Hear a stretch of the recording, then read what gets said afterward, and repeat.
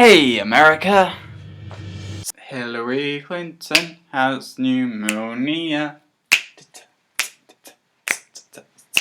I just want to kind of rant about it, to be honest, because there's this thing in the Western world that's kind of threatening every major news story at the moment. The thing that connects everything is basically so there's age, and there's race, and there's a banana because I like bananas, and there's gender.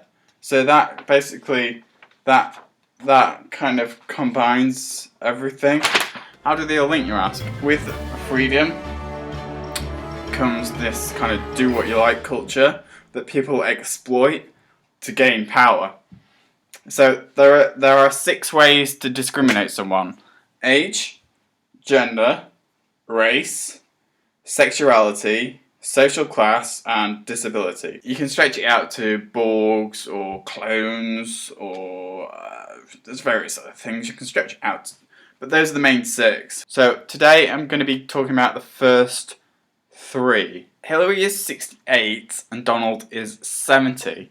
You have to be 35 to be a presidential candidate. You have to have lived in America for the past 14 years, something like that. In this case, I think both candidates are using their age to imply that they have experience. Now, Hillary's saying, I have been the president's wife, I have been the Secretary of State, and I know lots about politics, and I've been in politics for ages. Whereas Donald is saying, I have built up a business empire and I have that experience under my belt. So in this case, both candidates have had enough time to build up a case to put forward to say they're good to be president. And experience comes with age, right? Wrong. They're using positive discrimination, life experience, to get a hand on the better, more suitable 35-year-olds. At the end of the day, Hillary's time, Donald's time is running out. The fact that their time's running out makes them less suitable to be a candidate, quite frankly. If you're ill and unable to do your job, you shouldn't be in the running to do that job. So the US has never had a female candidate as president. But part of me feels like her gender was an automatic pass for her being a candidate.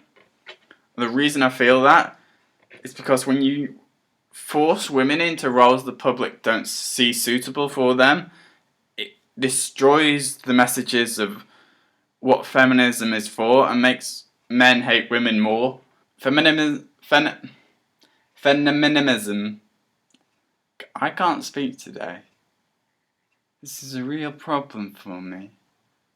I need speaking lessons. Feminism's a good thing, by the way. Her gender, I think, edged her over Bernie Sanders. I mean, that's just my opinion. But I think, once again, that her positive discrimination has given her an advantage in being a female candidate, being a Democratic candidate, and being a candidate for president. And then finally, race. So race falls under 2 categories: skin colour and religion. So firstly, skin colour. You guys have a massive problem with this. On the one hand, the police are using gun rights to exploit a racist ideology, while on the other, if it goes too far the other way, then black people can use race to get away with crime. A very intense psychological examination of a police officer every year or so, then I think it would...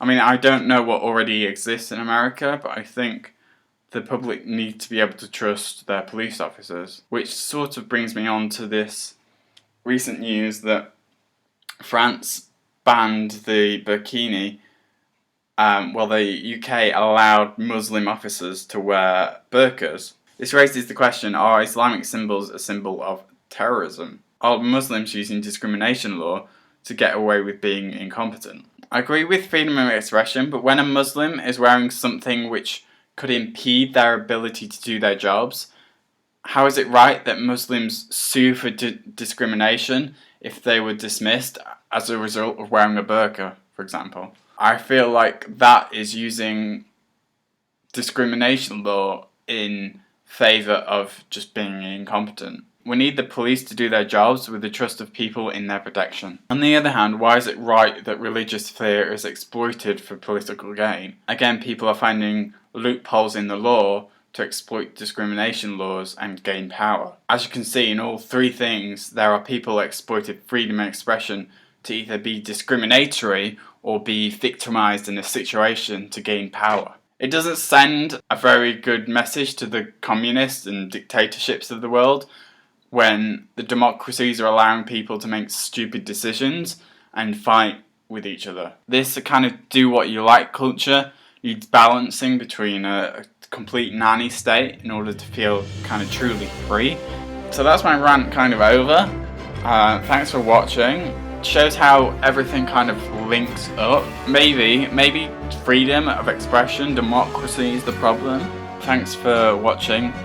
Comment, like, subscribe. If you disagree with me, make sure you tell me. If you hate me, make sure you hate me. And this is really comfy. I really like wearing this. I cut myself when I was shaving. It's really bad.